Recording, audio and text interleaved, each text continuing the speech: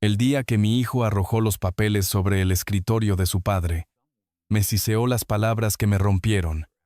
¿Cómo se siente no servir para nada, mamá? El aire se congeló en mis pulmones. Mi corazón latió con fuerza, un golpe seco y doloroso, y mis manos comenzaron a temblar. Él creía que yo era un mueble viejo listo para ser descartado. No sabía que esa inútil guardaba el único secreto que podía destruirlo. Suscríbete y activa la campanita, porque el final de esta historia te dejará sin aliento. Esta no es solo mi historia, es una lección de vida que todos necesitamos escuchar. Quédate conmigo hasta el final para descubrir cómo la dignidad siempre encuentra la manera de ganar. Para que entiendan la profundidad de esas palabras, de esa frase que mi hijo me lanzó como una piedra. Primero, necesitan saber quién soy. O, mejor dicho, quiénes éramos. Me llamo Isabela, tengo 68 años. Y aunque hoy muchos insisten en presentarme como la viuda de Gutiérrez, esa etiqueta me queda pequeña, me ahoga. Mi historia no comenzó el día que enterré a mi marido. Comenzó mucho antes, en una mesa de dibujo, con el olor a papel vegetal y grafito recién afilado. Yo soy, antes que nada, arquitecta. La viudez es una circunstancia terrible que me fue impuesta por la vida. La arquitectura es quien elegí ser. Conocí a Ricardo en la universidad. Él era un torbellino. Estudiaba comercio y parecía conocer a todo el mundo. Tenía una sonrisa que desarmaba y un carisma que llenaba cualquier habitación en la que entraba. Podía, como decimos, venderle hielo a los esquimales. Yo, en cambio, era la chica callada de la última fila. Me perdía en los números, en la pureza de las líneas, en la lógica de las estructuras. Él soñaba con castillos en el aire. Yo calculaba cuánto acero y cuántos cimientos necesitarían esos castillos para no derrumbarse. Fuimos el ejemplo perfecto de que los opuestos se atraen. Él me enseñó a soñar un poco más grande. Yo le enseñé a poner los pies en la tierra. Nos casamos muy jóvenes, con más sueños que dinero en el bolsillo. Y casi de inmediato, fundamos Textiles Gutiérrez. Claro, hoy la gente ve los edificios de oficinas, los camiones con nuestro logo, los catálogos brillantes. Pero no empezó así. Textiles Gutiérrez nació en el garaje de mis padres. Un garaje húmedo, con 3 máquinas de coser de segunda mano y un teléfono de disco que compartíamos con la casa. Ricardo era el rostro. Él era el que iba a las reuniones, el que encantaba a los clientes, el que volvía a casa oliendo a restaurantes caros y celebrando un nuevo contrato. Pero detrás de ese rostro estaba yo.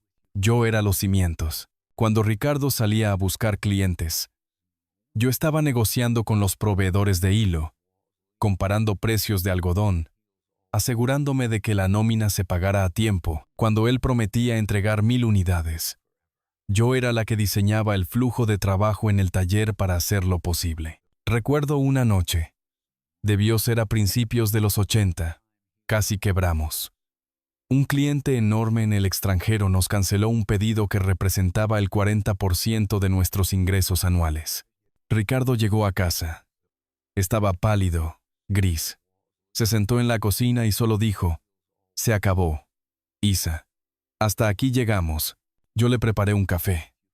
Esperé a que se fuera a la cama, exhausto. Y me quedé despierta. Saqué mis libros de contabilidad, mi calculadora y una libreta.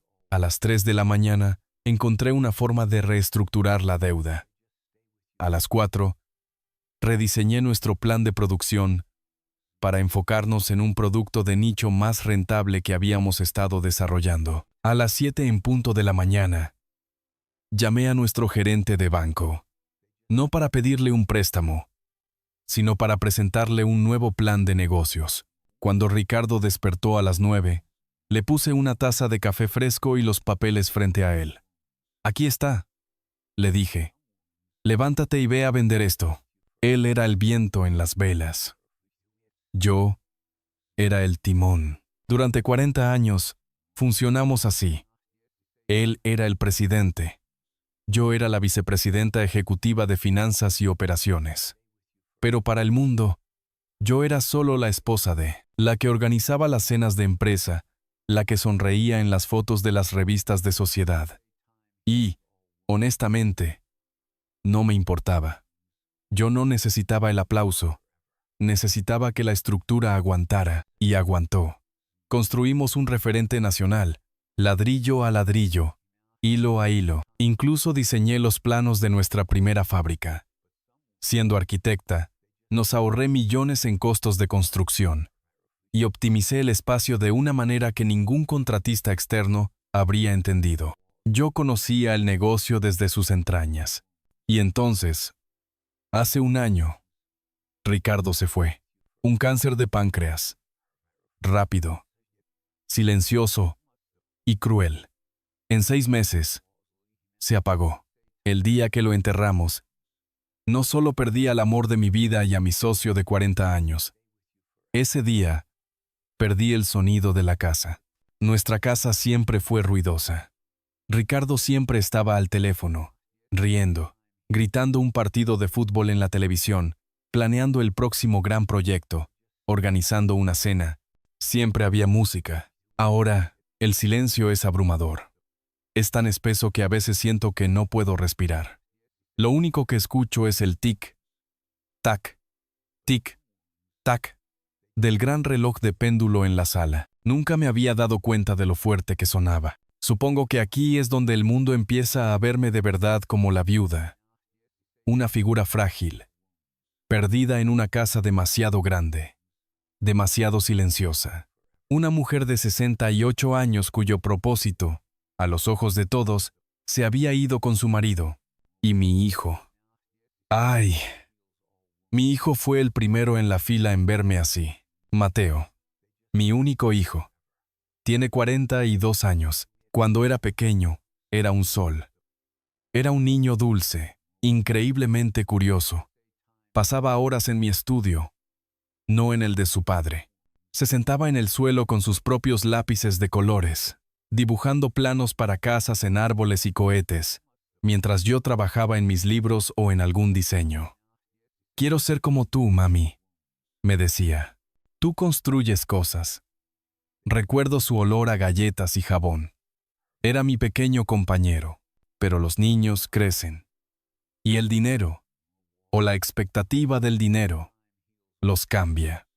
O tal vez solo revela quiénes siempre estuvieron destinados a ser. Mateo no creció para ser como yo, el cimiento. Creció queriendo ser la versión pública de su padre. El carisma, el poder, el reconocimiento. Pero le faltaba algo crucial. La calidez de Ricardo. Mateo desarrolló la ambición, pero no la empatía. Y entonces, hace 10 años, llegó Valeria. Valeria es la esposa de Mateo. Es una mujer eficiente. Es todo ángulos agudos, tacones altos que suenan como disparos en el mármol, y un perfume caro que se anuncia antes de que ella entre en la habitación. Es abogada corporativa. Desde el momento en que Valeria entró en la familia, dejó de ver Textiles Gutiérrez como un legado familiar, como el trabajo de la vida de sus suegros. No. Ella miró nuestra empresa y vio un cajero automático, un fondo fiduciario que, en su opinión, yo estaba acaparando y que su marido tardaba demasiado en heredar. Durante años, mientras Ricardo vivió, su influencia fue limitada. Ricardo la mantenía a raya con esa sonrisa encantadora que también sabía usar como escudo. Pero desde que Ricardo murió, todo ha cambiado. En este último año de luto, Mateo ha asumido un rol que él llama protector. «No te preocupes por nada, mamá», me dice, poniendo su mano sobre la mía, aunque su tacto es frío. «Yo me encargo de todo. Mamá, ¿por qué tienes estas facturas en tu escritorio? Dámelas. Yo las reviso. Mamá, ¿hablaste con los inversores? No, tú no deberías estarte molestando con eso ahora. Estás de luto. Yo los llamo. Mamá, creo que deberías darme un poder notarial amplio, solo para facilitar las cosas, para que no tengas que firmar tantos papeles, para protegerte Su protección se siente cada día más como una jaula. No se siente como el abrazo de un hijo preocupado. Se siente como la maniobra de un carcelero que espera que la prisionera le entregue las llaves voluntariamente. Cada frase que me dice, cada gesto de cuidado, es una pequeña pala. Una pala que cava, tratando de enterrarme bajo la etiqueta de viuda incompetente. Mateo y Valeria están convencidos. Están absolutamente seguros de que mi dolor me ha vuelto tonta. Creen que la Isabela arquitecta, la estratega financiera, la mujer que calculaba los cimientos, se fue en el mismo ataúd que Ricardo. Creen que lo único que queda es una anciana sentimental, llorando en una casa silenciosa, aferrada a los recuerdos. Creen, en el fondo de su corazón, que ya no sirvo para nada. Y esa convicción, esa peligrosa y arrogante convicción, fue lo que nos llevó a esa tarde en la biblioteca. La tarde en que me preguntaron cómo se sentía. Se acercaba el primer aniversario. El primer año sin Ricardo. La gente te dice que el primer año es el más difícil. Hablan de las primeras veces, la primera Navidad sin él, el primer cumpleaños, la primera primavera. Pero nadie te advierte sobre el aniversario en sí. No es un día. Es una temporada. Un peso en el aire que empieza semanas antes. La casa. Mi casa. La que yo había diseñado para que estuviera llena de luz y risas. Se sentía expectante, como si contuviera la respiración. El silencio que había notado desde su muerte ya no era un vacío. Se había convertido en una presencia física, pesada. El reloj del vestíbulo parecía martillar las horas con una lentitud maliciosa. En las últimas semanas, las llamadas de protección de Mateo se habían intensificado. Ya no eran sugerencias. Eran instrucciones veladas. Mamá, ¿por qué no me das acceso a la cuenta principal, solo para pagar las facturas más rápido? Mamá, el jardinero me dijo que querías plantar nuevos rosales.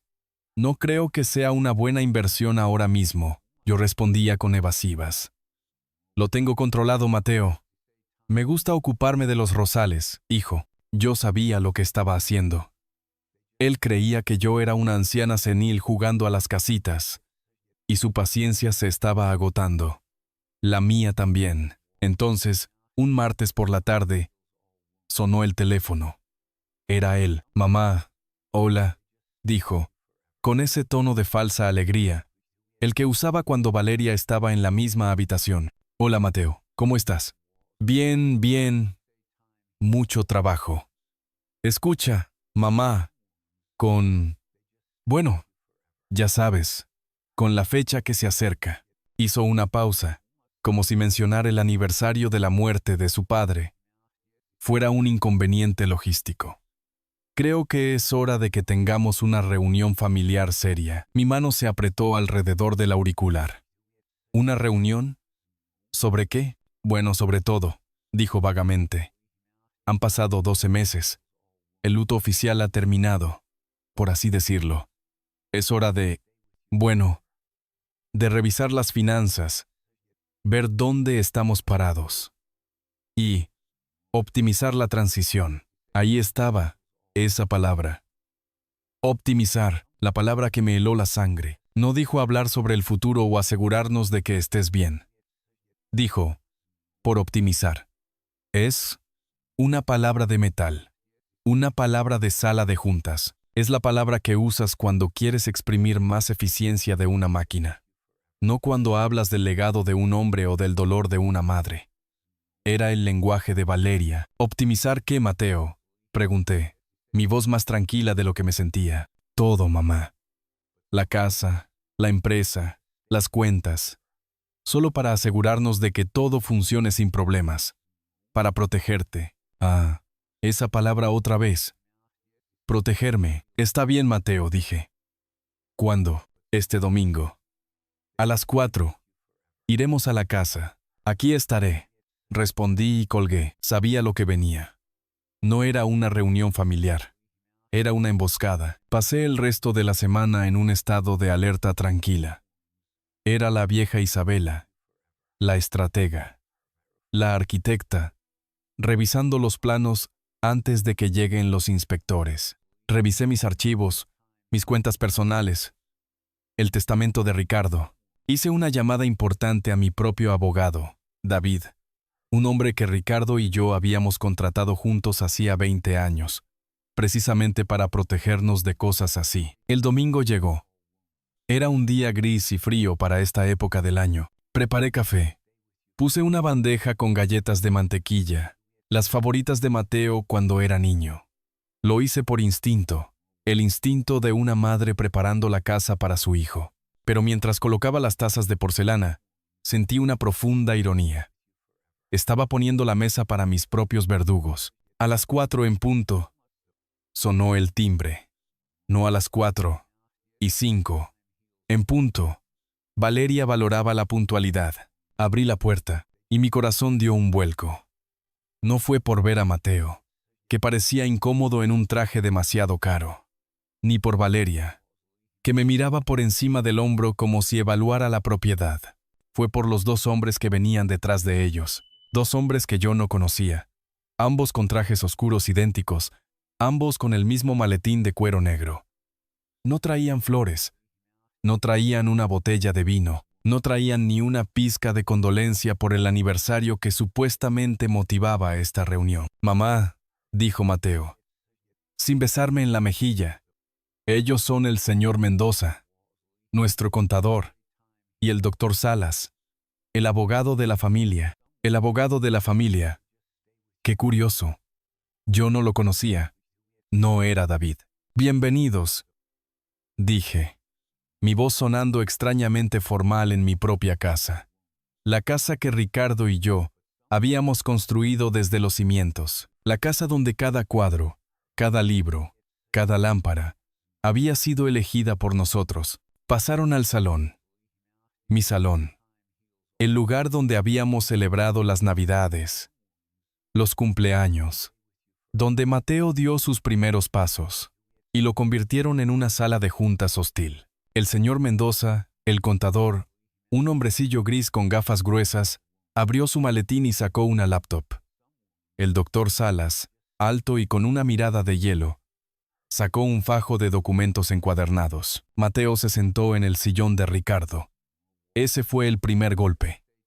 Valeria se quedó de pie, como un general supervisando el campo de batalla. «Mamá, gracias por recibirnos», comenzó Mateo, leyendo claramente un guión mental. «Sé que esto es difícil», Valeria lo interrumpió. No tenía tiempo para sutilezas. «Isabela», dijo, y el uso de mi nombre de pila, sin el doña o suegra, fue intencional. Hemos estado revisando las finanzas generales del patrimonio. Y francamente, estamos preocupados». El contador Mendoza giró la laptop hacia mí. Una hoja de cálculo. «Los gastos generales son insostenibles», continuó Valeria, señalando la pantalla. Me incliné. Vi líneas de números. Y entonces vi las etiquetas. «¿El jardinero?», pregunté. Incrédula. «500 € al mes, Isabela», dijo Valeria. «Es un gasto superfluo. Esos rosales, tu suegro plantó esos rosales para mí», dije. Mi voz baja. 1 por cada año de matrimonio. «Un gesto encantador», concedió Valeria. «Pero ahora son un gasto muerto». Y Elena, nuestra ama de llaves, con nosotros desde que Mateo estaba en la escuela primaria. «¿Qué pasa con Elena?», pregunté. «Un salario completo más seguridad social». «Isabela, con todo respeto, eres una mujer sola en una casa grande. No necesitas servicio a tiempo completo. Puedes contratar a alguien por horas, 2 veces por semana. Estamos hablando de un ahorro de más de 20.000 € al año». El aire se escapaba de mis pulmones. Estaban desmantelando mi vida. No solo mis finanzas, sino mi vida. Mis rosales. Mi empleada, que era casi mi familia. Sentí la mirada de Mateo. No me defendió. Miraba la hoja de cálculo, asintiendo. Entonces él tomó la palabra. Si Valeria había atacado con un bisturí, Mateo sacó el martillo. Y luego están los activos no rentables. Mamá, dijo, su voz ahora más firme, envalentonado por el ataque de su esposa. El abogado Salas deslizó un documento sobre la mesa de café. Encabezado: Propiedades inmobiliarias del patrimonio Gutiérrez. La casa de campo, dijo Mateo, la casa de campo. La casa en la sierra. El lugar donde pasamos cada verano. El lugar donde Mateo aprendió a nadar. El lugar donde Ricardo y yo nos sentábamos en el porche, viendo las estrellas, planeando el futuro. ¿Qué pasa con la casa de campo? Repetí, sintiéndome como un eco. Es un pozo de dinero, mamá, dijo Mateo, con exasperación. Impuestos. Mantenimiento. ¿Cuándo fue la última vez que fuiste? Fui el mes pasado, respondí en voz baja. Fui a recordar. Exacto, dijo él, como si yo hubiera probado su punto. Vas a recordar. Eso no es rentable. Si vendemos esa propiedad, ahora que el mercado está alto, podemos inyectar ese capital, más de 1 millón de euros, en el fondo de inversión de Valeria. Poner ese dinero a trabajar, en lugar de dejar que se pudra en una colina. Poner el dinero a trabajar. Activo no rentable. Gasto muerto. Me miraron. Los 4. Mateo, el hijo ambicioso. Valeria, la esposa depredadora. El contador gris. El abogado de hielo. Y en ese segundo, vi la verdad. No me veían. No veían a Isabela. No veían a la madre, a la esposa, a la arquitecta, a la cofundadora. Veían un obstáculo. Veían un problema de flujo de caja. Veían un nudo legal que debía ser desatado o cortado. Veían una anciana sentimental, aferrada a rosas muertas y a una casa vacía, que se interponía entre ellos y el dinero que creían merecer. Me quedé callada. Escuché cada palabra. Procesé cada número. Vi el brillo en los ojos de Valeria y la impaciencia en el golpeteo del pie de Mateo. Y mientras ellos hablaban de optimizar y liquidar, yo recordé algo. Recordé la última semana de Ricardo. Estaba débil. La morfina apenas contenía el dolor, pero tuvo un momento de claridad absoluta. Agarró mi mano. Sus dedos, antes tan fuertes, eran como papel.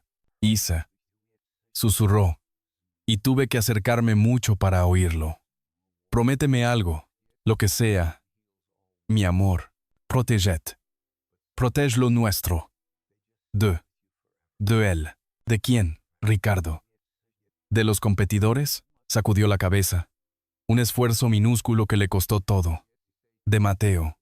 Él no ve el trabajo. Solo ve el resultado. Solo ve el dinero. Valeria le ha envenenado. Él cree que lo merece todo. Que no tiene que construirlo. Prométeme que protegerás nuestro legado, tu legado. Lo miré a los ojos. Esos ojos que yo conocía mejor que los míos. Te lo prometo, Ricardo. Protegeré lo que construimos. Él sonrió. Buena chica, susurró. Tú eres los cimientos, Isa. Nunca lo olvides. Ellos no pueden mover los cimientos. Aparté la mirada de la chimenea vacía y miré a mi hijo. Revisaré los documentos que han traído, dije. Mi voz sorprendentemente firme. Valeria sonrió. Una sonrisa delgada y victoriosa. Creyó que había ganado. Creyeron que la anciana asustada iba a ceder. El doctor Salas cerró su maletín. Excelente decisión, Isabela. Cuanto antes firmes, antes podremos optimizar tu situación. Se levantaron. Los acompañé a la puerta. Mateo, al salir, finalmente me puso una mano en el hombro. ¿Ves, mamá? No fue tan difícil. Solo queremos lo mejor para ti. Cerré la puerta detrás de ellos. Me apoyé en la madera sólida. No, Mateo. Susurré al silencio de la casa. Tú no quieres lo mejor para mí. Tú quieres lo que es mío. La batalla no había terminado. Acababa de empezar. Y ellos, estúpidamente, me acababan de entregar su plan de ataque completo. No les di tiempo a volver a organizarse. Sabía que después de su primera visita, del asalto que habían perpetrado en mi sala de estar, volverían. La codicia es impaciente. Yo misma llamé a Mateo 2 días después. Mateo, le dije por teléfono, mi voz deliberadamente frágil. Creo que tienes razón. Es demasiado para mí. Lo que hablamos el otro día. Vengan a la casa esta tarde. Trae los papeles que creas convenientes. Lo arreglaremos. Escuché un suspiro de alivio al otro lado de la línea. O quizás fue de Victoria. Claro, mamá. Sabía que lo entenderías. Estamos haciendo esto por ti. A las 5. A las 5 confirmé. Pero, ¿podemos vernos en la biblioteca? La sala de estar. Me trae demasiados recuerdos. Era una mentira. Por supuesto.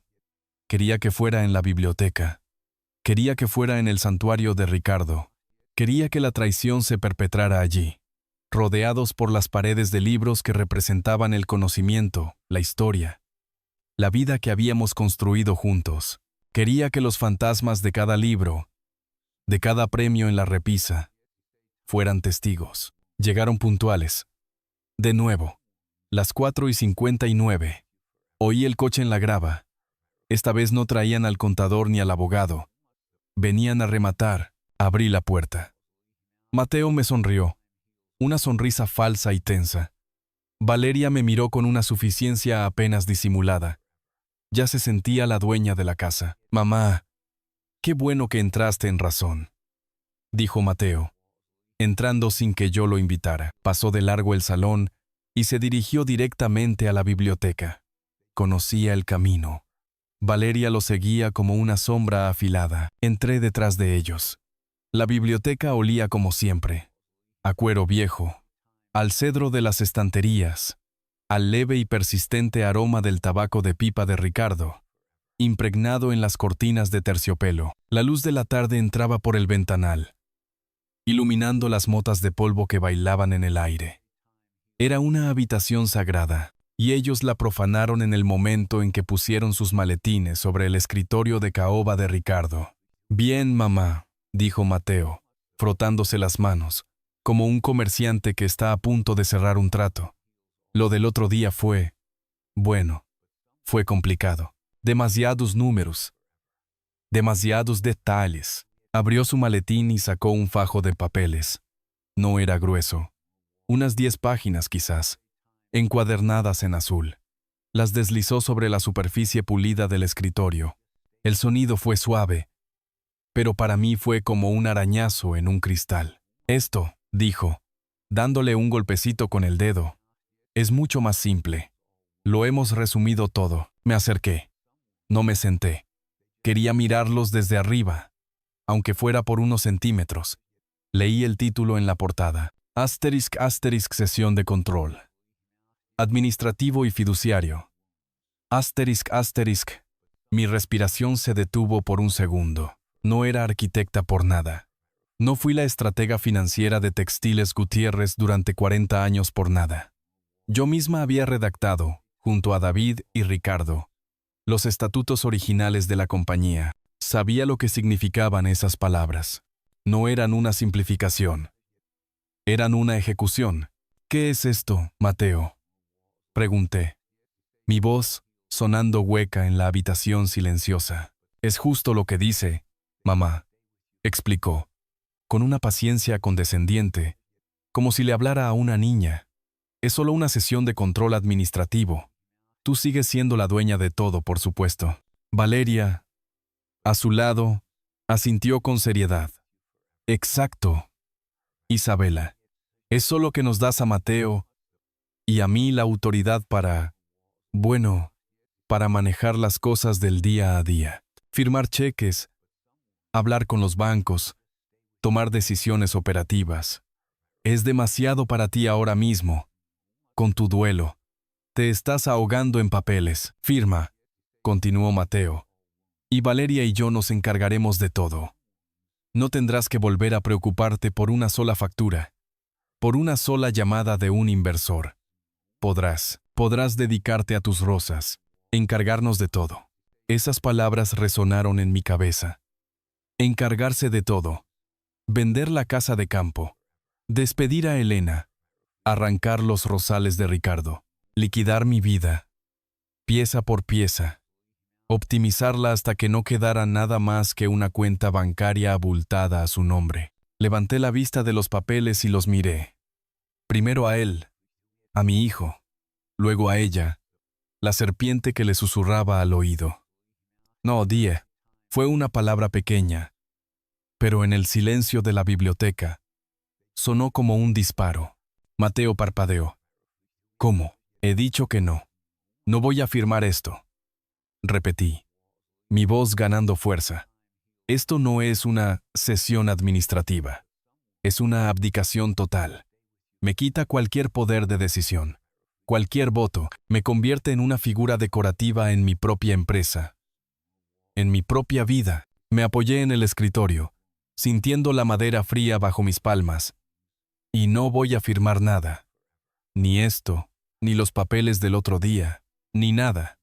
Quiero que mi abogado David revise esto primero. De hecho, quiero que David esté presente en cualquier conversación futura sobre finanzas. El cambio en el rostro de Mateo fue instantáneo. La máscara de hijo preocupado se derritió como cera caliente, revelando la rabia que había debajo. «Tu abogado», gritó. La voz le subió 3 tonos. «David, ese viejo chocho que sigue pensando que estamos en 1990. Mamá, por el amor de Dios, soy tu hijo. ¿Cómo puedes no confiar en mí? ¿Cómo te atreves a ponerme a un abogado por delante? Después de todo lo que he hecho por ti, por esta familia», seguía gritando. Valeria puso una mano en su brazo. «Mateo, cálmate», dijo ella. Y luego me miró a mí con sus ojos fríos de abogada. «Isabela, por favor, entendemos que estés confundida. Estás sensible, pero tienes 68 años. Estás de luto. Ya no estás en condiciones de manejar un imperio. Nadie espera que lo hagas. Mateo solo quiere ayudarte. Déjanos llevar esta carga por ti». Sus palabras eran suaves, pero eran gas. Gaslighting puro y duro. Estás confundida. Estás sensible. No estás en condiciones. Las miré. A los dos. El depredador y el carroñero. Y toda la fragilidad que había fingido, todo el dolor del último año, se solidificó dentro de mí. Se convirtió en acero. «No estoy confundida, Valeria», dije, mi voz cortante. «Y no voy a firmar». Fue entonces cuando Mateo explotó. «No. Simplemente... no». Su rostro se puso rojo, una vena latiendo en su sien. «No». Golpeó el escritorio de Ricardo con el puño. Los libros en la repisa vibraron. «He sacrificado mi vida por esta empresa. Mi juventud», escupió las palabras. «¿Crees que fue fácil ser el hijo de Ricardo Gutiérrez? Crecer a la sombra de el gran hombre, siempre esperando, siempre teniendo que demostrar el doble. Yo he estado en esa fábrica, sudando, mientras papá se dedicaba a sus cenas de gala y sus eventos sociales. Yo he manejado a los sindicatos, yo he optimizado las cadenas de suministro, yo he mantenido esta empresa a flote durante los últimos 10 años. Se acercó a mí, invadiendo mi espacio. Podía oler la colonia cara y la rabia que emanaba de él. «¿Y tú? ¿Tú qué hacías, eh?», me señaló con el dedo, casi tocándome la cara. «Mientras tú solo, vivías del trabajo de papá, gastando su dinero, organizando tus fiestecitas de sociedad, comprando arte, plantando tus estúpidas rosas como si fueras una reina». El mundo se estrechó. Cada palabra era un golpe físico. Él no solo estaba equivocado, estaba borrando la historia. Estaba borrando 40 años de mi sudor, de mis noches sin dormir, de mis cálculos, de mis diseños, de mis sacrificios. Mi voz temblaba, pero no de miedo. Temblaba de una furia tan profunda, tan volcánica, que apenas podía contenerla. Era por el trabajo de papá, Mateo. Él retrocedió, confundido por mi tono. «Yo fundé esa empresa contigo», le grité, mi voz resonando en la habitación sagrada. cuando tú ni siquiera eras un proyecto. Yo diseñé los planos de la primera fábrica en una servilleta. Yo negocié el préstamo con el Banco Central que nos salvó de la quiebra en el 80. Y 2. Cuando tú tenías 5 años y ni siquiera sabías lo que era el dinero. Esa fiestecita de la que hablas, continué, avanzando hacia él, fue una cena para el embajador alemán que nos aseguró el contrato de exportación que nos permitió expandirnos a Europa. Ese arte que compré eran inversiones que ahora valen 10 veces más que tu coche deportivo. Yo era los cimientos de esta familia y de esta empresa. Algo que tú, con tu arrogancia y tu prisa, nunca te has molestado en entender. Hubo un silencio pesado, cargado de electricidad. Mateo me miró. Su rabia había desaparecido, reemplazada por algo mucho peor. Desprecio, ser lío. No fue una risa alegre. Fue una risa amarga, hueca, condescendiente. Un sonido horrible que profanó la biblioteca de su padre. Los cimientos. Se burló. ¿Tú? Se inclinó lentamente sobre el escritorio de caoba. Apoyó los nudillos en la madera, sus ojos fríos como el mármol, idénticos a los de Valeria. Me miró como si yo fuera algo patético, algo que se había encontrado pegado a la suela de su zapato. Su voz bajó a un siseo lleno de veneno, saboreando cada sílaba. Dime una cosa, dijo.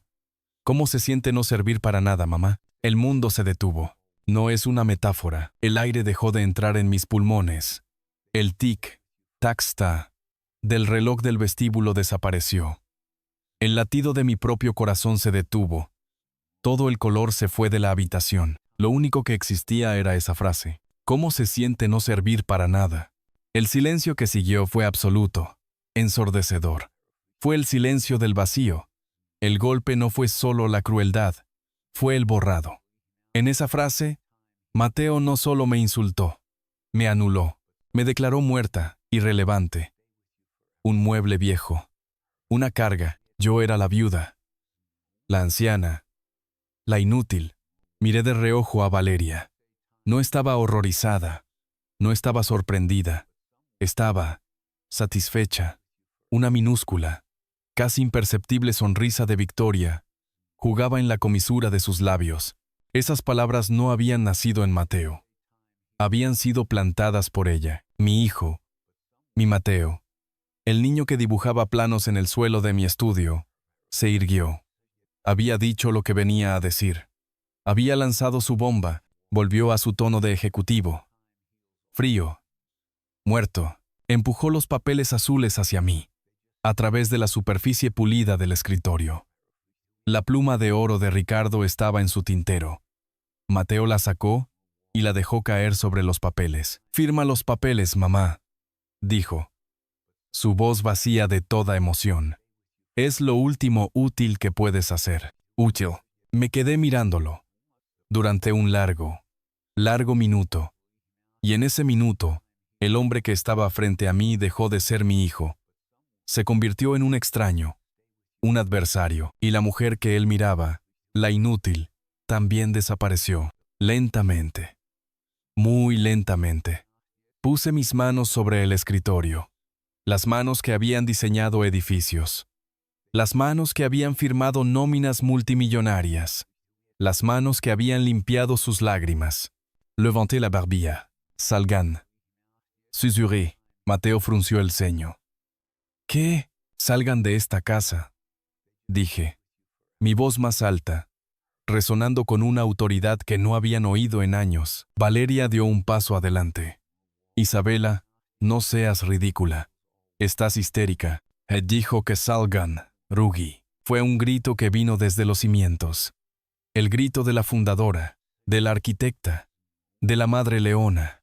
Un grito tan cargado de poder y dolor que ambos retrocedieron físicamente un paso. Mateo me miró, genuinamente sorprendido.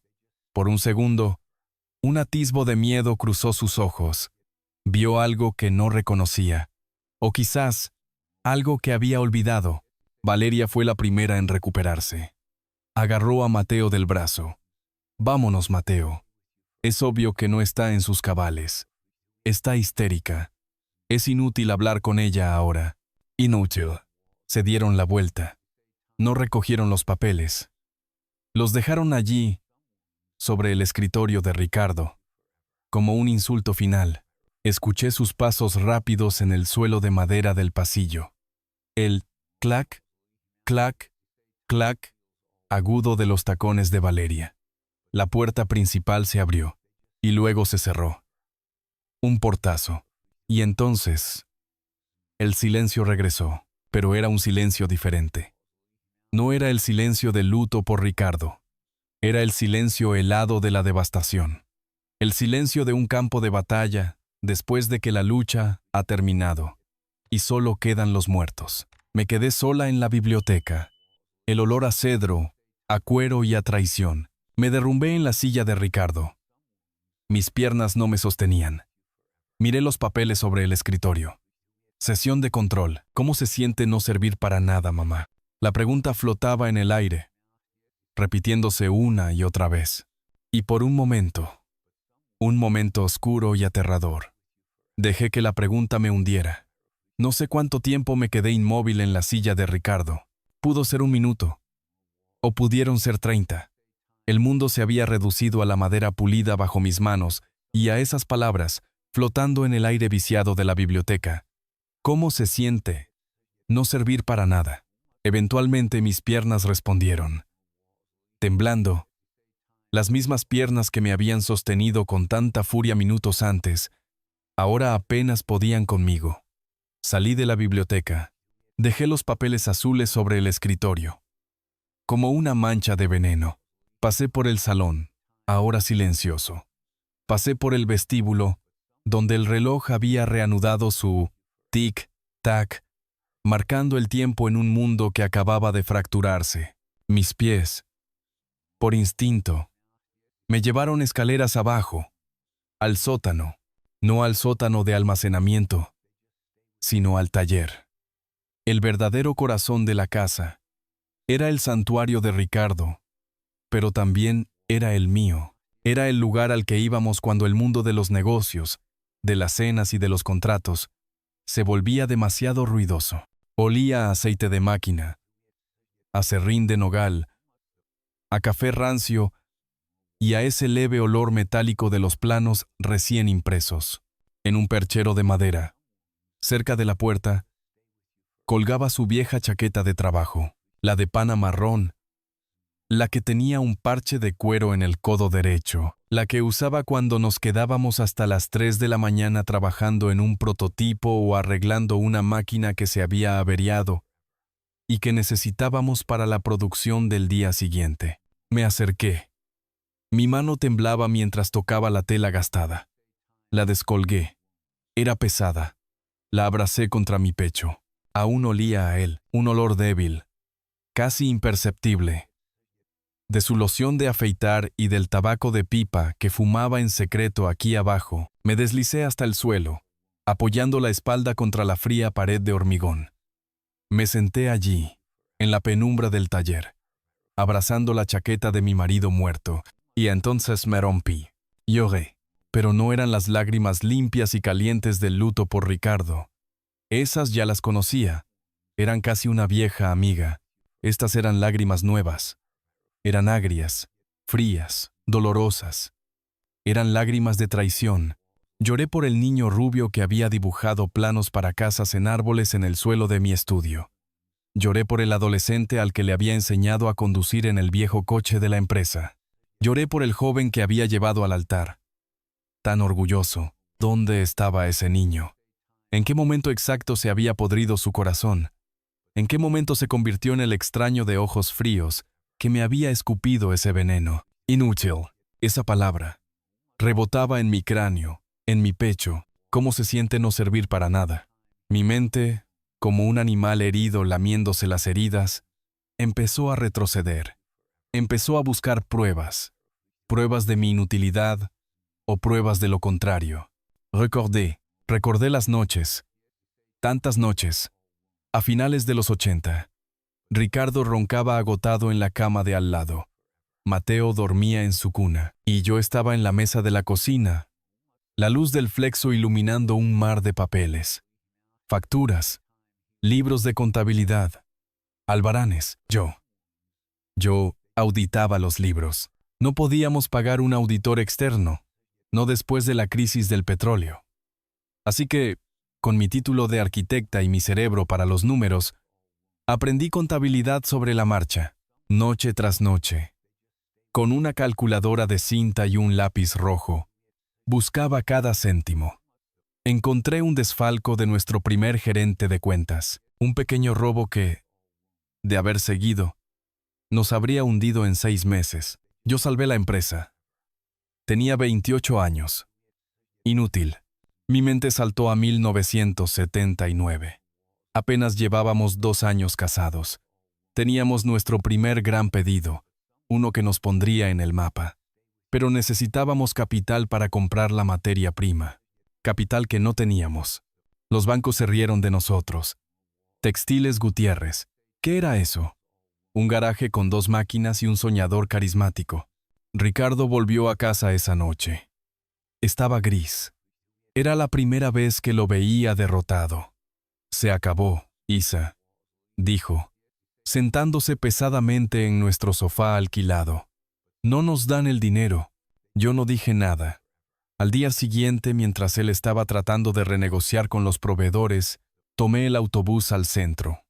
Fui a la inmobiliaria. Puse a la venta mi apartamento de soltera. Era lo único que yo tenía a mi nombre. Un pequeño estudio que mis padres me habían regalado al graduarme. Mi único patrimonio, mi red de seguridad. Lo vendí. Lo malvendí. De hecho, por una miseria. Porque necesitaba el dinero en 48 horas. Esa noche, cuando Ricardo volvió, igual de gris, puse el cheque certificado sobre la mesa. ¿Qué es esto?, preguntó. Su voz ronca. Es el capital inicial, le dije. Ahora levántate. Ve a comprar ese algodón. Y construye nuestro imperio. Él me miró. Y lloró. Ricardo, el hombre fuerte, lloró. Ese apartamento, hoy, en el centro de la ciudad, valdría millones. Lo sacrifiqué, no por Ricardo, sino por Textiles Gutiérrez, por nuestro futuro, por el futuro de Mateo. Inútil, y recordé algo más personal. Algo que dolió de una forma diferente. La boda de mi hermana menor, Ana. Yo era la madrina. Llevaba meses planeándolo con ella. El mismo día de la boda, un sábado de junio, Mateo se despertó con 40 grados de fiebre. Tenía 6 años. Lo llevé corriendo a urgencias. Neumonía galopante. Ricardo estaba en Alemania, en una feria textil, incomunicado, cerrando el trato que nos abriría el mercado europeo. Estaba sola. Mi hermana me llamó desde la iglesia, llorando. Isa, ¿dónde estás? La ceremonia va a empezar. Yo estaba en una silla de plástico del hospital, sosteniendo una palangana mientras mi hijo vomitaba, su pequeño cuerpo ardiendo. No puedo ir, Ana, le susurré, mientras las lágrimas corrían por mi cara. No puedo ir. Mateo está muy enfermo. Mi madre me dijo después que Ana lloró durante toda la ceremonia. Me lo echó en cara durante años. Abandonaste a tu hermana en su día más importante. Me perdí la boda de mi única hermana. ¿Por qué? Porque mi familia, mi hijo, mi empresa, eran lo primero. Siempre, toda esa contabilidad. Ese apartamento vendido. Esa boda perdida. Esas noches sin dormir. Esas décadas de estrategia silenciosa. De ser el timón mientras Ricardo era el viento. ¿Todo eso para qué? ¿Para qué? Para que, 40 años después, el niño por el que sacrifiqué todo, el niño cuya vida fue construida sobre los cimientos de mi propio apartamento vendido, se parara en la biblioteca de su padre y me preguntara, ¿cómo se siente no servir para nada? Acurrucada en el suelo del taller, el llanto se secó, simplemente se detuvo, el dolor agudo se enfrió. Y mientras se enfriaba, se endurecía. De repente, Ya no era dolor, no era rabia. La rabia es caliente, es roya, es impulsiva. Esto era frío, era azul, era acero. La viuda de 68 años que lloraba en el suelo desapareció. Y en su lugar, sentada en la oscuridad del taller, estaba la arquitecta de 25 años que había mirado a los banqueros a los ojos. Estaba la estratega de 30 que había vendido su único patrimonio sin pestañear. Estaba la financiera de 40 que había encontrado el desfalco que nadie más vio. Estaba Isabela, la fundadora. Mateo había cometido un error. Un error fatal, arrogante. Confundió mi duelo con debilidad. Confundió mi silencio con estupidez. Confundió mi amor de madre con sumisión incondicional. Él no me veía. Solo veía a una anciana frágil, un obstáculo entre él y su herencia. Había olvidado quién era yo. Había olvidado que los cimientos, aunque no se vean, son la parte más fuerte de cualquier edificio. Y entonces, con una claridad que cortaba como el diamante, recordé la promesa, la última conversación clara que tuve con Ricardo. Sus ojos, hundidos y amarillos por la ictericia, buscaron los míos. La morfina nublaba su mente, pero en ese momento estaba lúcido. Agarró mi mano. Sus dedos, antes tan fuertes, eran como papel. Isa susurró. Tuve que acercarme mucho. Estoy aquí, mi amor. Protégate yo de U. Protégate. De él. Mi corazón se detuvo. ¿De quién? Ricardo. ¿De la competencia? Él sacudió la cabeza. Un esfuerzo minúsculo que le costó todo. De Mateo. De Valeria. Ella lo envenenó. Él no ve el trabajo. Solo ve el resultado. Solo ve el dinero. Ricardo. No. Empecé a decir, prométemelo. Me interrumpió, apretando mi mano con una fuerza que no creí que le quedara. Prométeme que protegerás nuestro legado. Tu legado. Yo ya hice los arreglos. David lo sabe todo. Pero prométemelo. Lo miré a los ojos. Vi el miedo. No miedo a la muerte. Miedo por mí. Miedo por lo que había construido. Te lo prometo, Ricardo, le dije. Las lágrimas corriendo por mi cara. Protegeré lo que construimos. Te lo juro. Él sonrió. Buena chica, susurró. Tú eres los cimientos, Isa. Nunca lo olvides. Ellos no pueden mover los cimientos. Me levanté del suelo del taller. Mis piernas ya no temblaban. Estaban firmes. Doblé cuidadosamente la chaqueta de pana marrón. La coloqué de nuevo en el perchero. Te lo prometí, mi amor. Susurré al silencio del taller. Y voy a cumplir mi promesa. Mateo y Valeria habían confundido mi duelo con mi rendición. Habían confundido a la leona dormida con una oveja. Muna oveja, Muna oveja, Muna oveja, dormida, Muna oveja, Muna oveja, Muna oveja. Mi hijo me había llamado inútil, y esa iba a ser la última palabra que lamentaría haber dicho en toda su vida. Subí las escaleras. Fui a la biblioteca. Los papeles azules seguían sobre el escritorio. Los tomé, pero no los rompí. Fui al teléfono y marqué el número de David, mi abogado. El verdadero abogado de la familia. David, dije. Cuando contestó. Soy Isabela. Ha pasado. Es hora. A la mañana siguiente, me desperté antes que el sol. No había dormido. Había pasado la noche en la biblioteca, no llorando, sino preparándome. Había movido los papeles azules de sesión de control a un lado del escritorio. Y en el centro, había colocado mis propias carpetas. Me duché, me vestí con un traje sastre de lana gris, uno que no había usado desde la última junta general a la que asistí con Ricardo. Me peiné en un moño severo. Me puse un maquillaje ligero y mis gafas de leer. Me senté en la silla de Ricardo y esperé. No llamé a Mateo. No tuve que hacerlo. A las 10 en punto de la mañana sonó el timbre. Su impaciencia era predecible. Le indiqué a Elena, que me miraba con ojos preocupados, que yo abriría. Abrí la puerta. Allí estaban. Mateo, con el mismo traje de ayer, arrugado. Parecía que tampoco había dormido, pero por razones muy diferentes.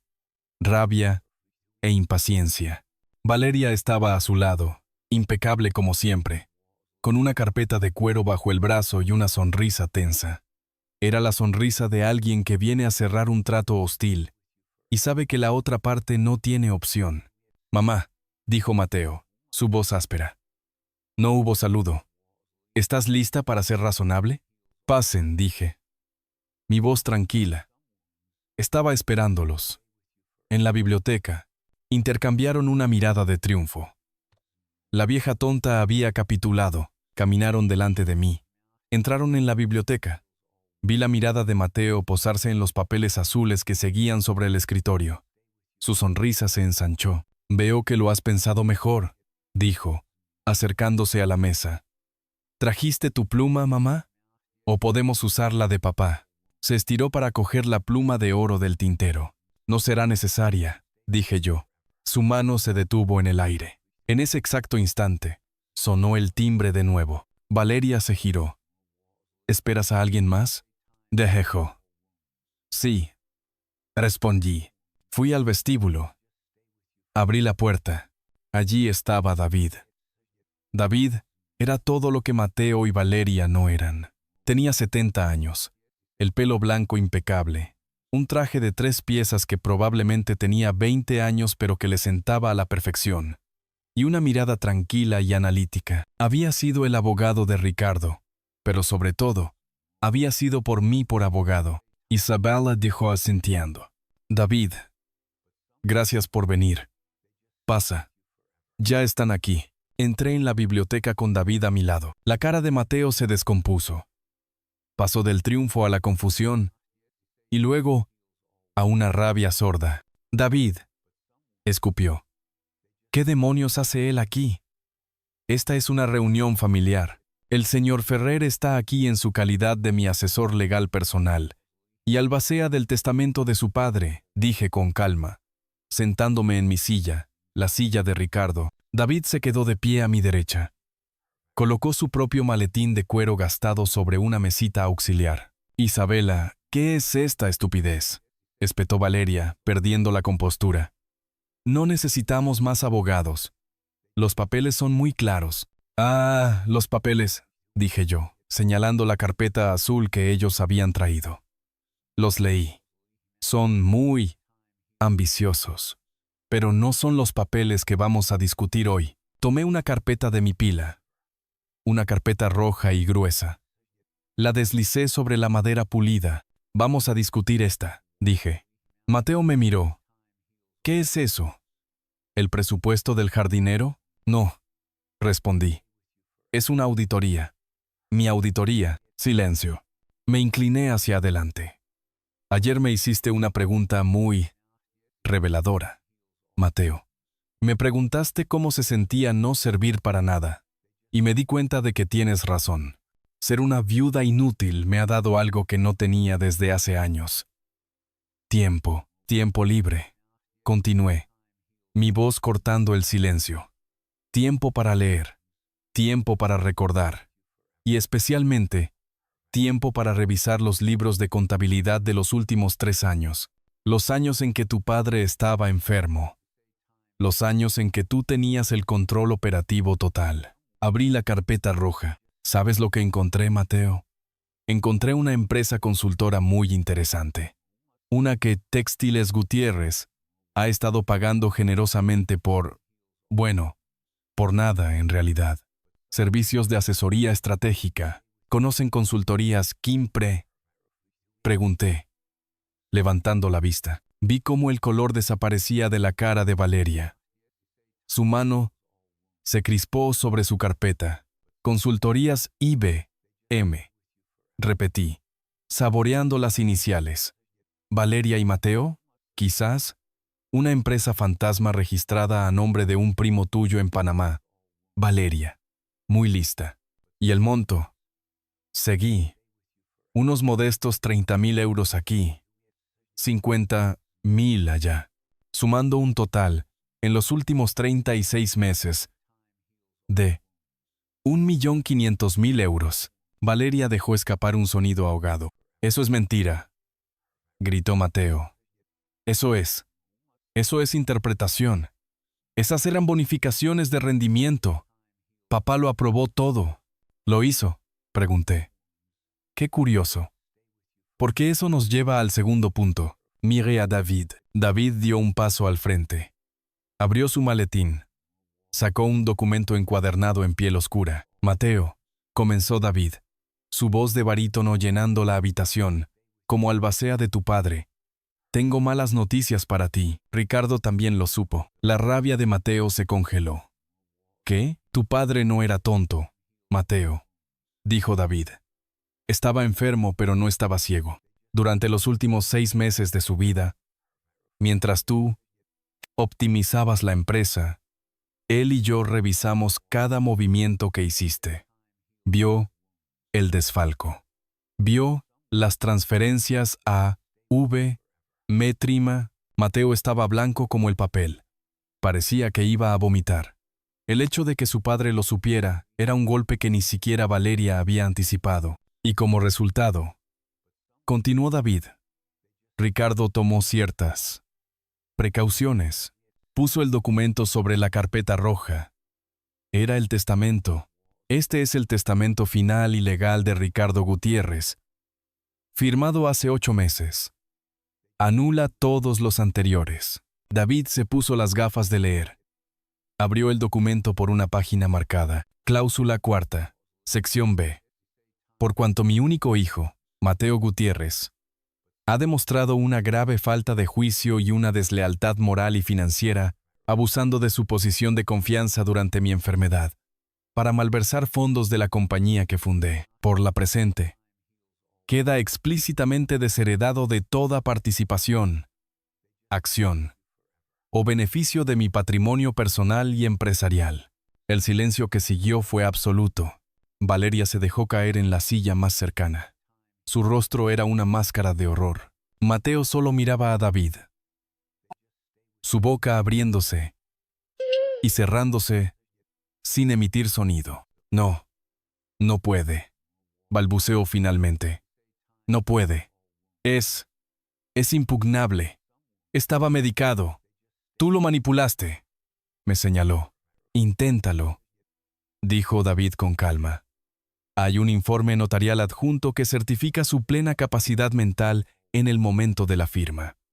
Y las pruebas de la malversación son abrumadoras. Cortesía de la propia auditoría de tu madre. Mateo se pasó las manos por el pelo, desesperado. Y entonces, sus ojos se iluminaron con una última chispa de malicia. Se giró hacia mí.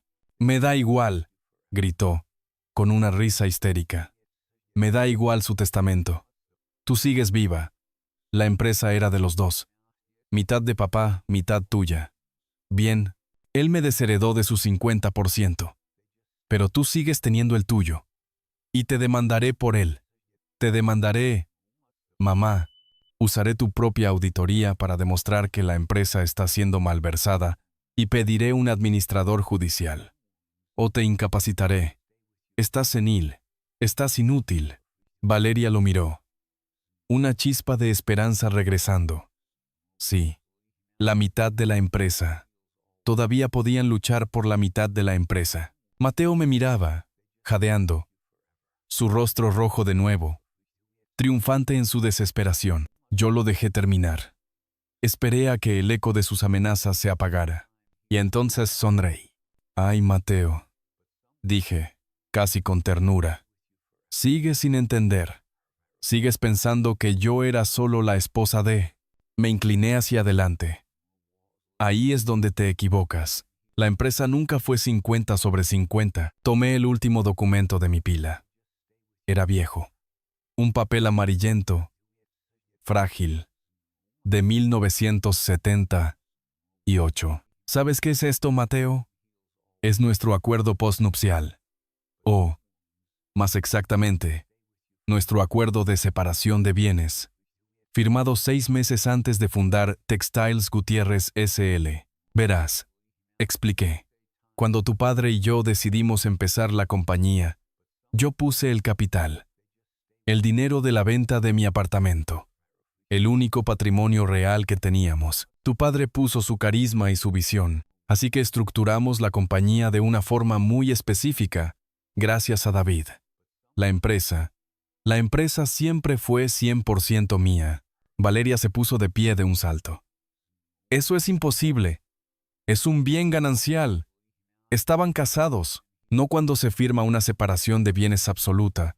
Querida, le dije, sonriendo a la abogada. Yo era la propietaria única.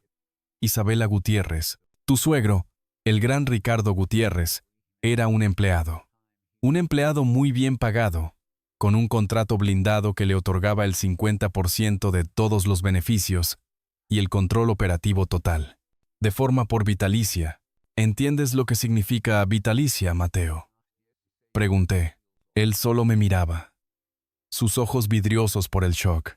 Significa mientras viva. En el momento en que Ricardo exhaló su último aliento, su contrato terminó. Su participación en los beneficios, su control operativo, su 50%, todo, simplemente, se extinguió. Volvió a la propietaria original. Volvió a mí. Me recosté en la silla de Ricardo. La silla que ahora era, inequívocamente, mía. Así que, verás, Mateo, el testamento de tu padre es correcto. Te desheredó de su patrimonio personal, sus coches, sus cuadros, su cuenta bancaria, pero no podía desheredarte de la empresa. Porque la empresa nunca fue suya. Tú no heredas nada. Porque no hay nada de él que heredar. Crucé las manos sobre el escritorio. Y en cuanto a por mí por testamento. Bueno, tienes razón. Yo sigo viva. Miré a mi hijo, al extraño que tenía delante. Y después de lo de ayer, puedes estar absolutamente seguro de que tú ya no figuras en él. Así que, no, dije, empujando suavemente la carpeta roja hacia ellos. No necesito la pluma. Lo único que necesito es que me devuelvan el 1,5 millones de euros que me robaron. O David presentará esto a la fiscalía mañana por la mañana. Miré a la pareja rota frente a mí. El hombre que había borrado mi historia. La mujer que había intentado robar mi futuro. Y me pregunté si, ahora, finalmente entendían cómo se sentía no servir para nada. La biblioteca quedó sumida en un silencio que era casi violento. Era el silencio de la detonación. El vacío que queda después de que la verdad ha explotado y ha arrasado con todo. Mateo no se movió. Se quedó de pie, con la boca ligeramente abierta, sus ojos fijos en el antiguo acuerdo postnupcial de 1978. Su cerebro, tan rápido para la codicia, parecía incapaz de procesar la aniquilación total. Valeria, la abogada, fue la primera en reaccionar, pero no con rabia, con pánico. Sus ojos, normalmente fríos y analíticos, se abrieron de par en par, y su mirada saltó del documento de propiedad a la carpeta roja de la auditoría. El desfalco, de repente, el juego había dejado de ser cómo conseguir la herencia, y se había convertido en cómo no ir a la cárcel. Dejó escapar un sonido, un pequeño quejido ahogado. No, no, espera, podemos. Mateo finalmente pareció despertar. Miró a Valeria, luego a mí, y la rabia desapareció, reemplazada por la única emoción que le quedaba, el terror abyecto. Mamá. Su voz se quebró. Se convirtió en un niño otra vez. Mamá, por favor. No, no puedes. Era una broma. Lo de ayer. Estaba enfadado. No lo decía en serio. Avanzó un paso hacia el escritorio. Mamá, soy yo. Soy Mateo. Soy tu hijo. Me levanté lentamente de mi silla. Lo miré. Y por primera vez, no sentí ni amor, ni rabia, ni siquiera dolor. Sentí lástima. Mi hijo, le dije. Mi voz tranquila. Nunca me habría preguntado cómo se sentía no servir para nada. Mi hijo conocía cada sacrificio. Mi hijo sabía quién era yo. Hice una pausa y añadí: no sé quién eres tú, pero mi hijo ya no está en esta habitación. Isabela, por favor, intervino Valeria. Su voz ahora aguda, desesperada. Fue un error, un terrible error de juicio. El dinero se puede devolver. Lo devolveremos. ¿Verdad, Mateo? Lo devolveremos todo. Ah, ¿sí? Preguntó David, hablando por primera vez. Su voz era grave y tranquila. Tienen 1,5 millones de euros en el bolsillo, Sra. Gutiérrez, porque según mis informes y la auditoría de Isabela, ese dinero ha sido liquidado. Casas, coches de lujo, un estilo de vida que no les correspondía. Valeria palideció. Era cierto. Habían estado viviendo del dinero robado, hipotecando su futuro sobre una mentira. Mateo se derrumbó, literalmente. Sus rodillas cedieron y se apoyó en una de las sillas de lectura, su cara entre las manos. Empezó a sollozar. No eran sollozos de remordimiento, eran sollozos de derrota, de autocompasión. Lo arruiné todo. Gimoteó. Todo. Papá me odiaba. Tú me odias. Tu padre no te odiaba, Mateo. Dije, mi voz suavizándose por un instante. Estaba devastado por tu traición. Hay una diferencia. Valeria me miraba, sus ojos de abogada calculando los ángulos. ¿Qué quieres, Isabela? ¿Qué es lo que quieres? Miré a David. Él asintió. David. Dije. David dio un paso al frente, tomando el control legal de la situación. Tienen 2 opciones, dijo David, su voz sin emoción. Opción 1. Isabela presenta esta auditoría y las pruebas del desfalco a la Fiscalía mañana a las 9 de la mañana. Dada la claridad de las pruebas, usted, Valeria, será inhabilitada como abogada de por vida, y ambos enfrentarán cargos criminales por fraude fiscal y malversación de fondos agravada. Estamos hablando de una sentencia de prisión de varios años. Valeria cerró los ojos, temblando. Opción 2. Continuó David. Aceptan esto en silencio. Firman aquí. Sacó un nuevo documento de su maletín, un acuerdo de restitución completo, reconociendo la deuda de 1,5 millones de euros más intereses. Tienen 90 días para liquidar todos sus activos y transferirlos a la cuenta de la Sra. Gutiérrez. Eso incluye su casa, sus coches, sus fondos de inversión, todo. Saldrán de aquí sin nada y firmarán una renuncia a cualquier futura reclamación, de cualquier tipo, contra el patrimonio de Isabela Gutiérrez. Es la ruina, susurró Valeria. Es la alternativa a la cárcel, respondió David fríamente. Y si falta un solo céntimo en el día 90, la opción 1 se activa automáticamente. Elijan.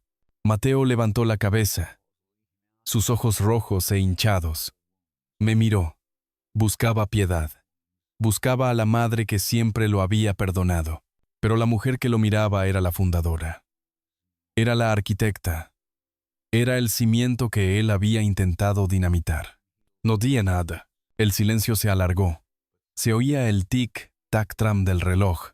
Se oía la respiración entrecortada de Mateo. Finalmente, Valeria, la pragmática, agarró el bolígrafo de David. Danos el papel. David se lo entregó. Valeria lo leyó, sus ojos moviéndose a toda velocidad, buscando una escapatoria, un tecnicismo. No encontró ninguno. Firmo. Luego, le pasó el bolígrafo a su marido. Mateo. Firma. Mateo tomó el bolígrafo con mano temblorosa. Miró el papel. Miró la firma de Valeria. Me miró a mí por última vez. Mamá. Firma Mateo Díaz. Y firmó. Se levantaron. Derrotados. Vacíos. Eran 2 cáscaras huecas. David recogió los papeles. Les acompañaré a la puerta. Caminaron fuera de la biblioteca. Valeria, con la cabeza alta, pero sus ojos muertos. Mateo, encorvado, mirando al suelo, el hijo pródigo que lo había perdido todo, no por vivir salvajemente, sino por pura y llana codicia. Los vi cruzar el vestíbulo. Escuché la puerta principal abrirse y cerrarse, y me quedé sola.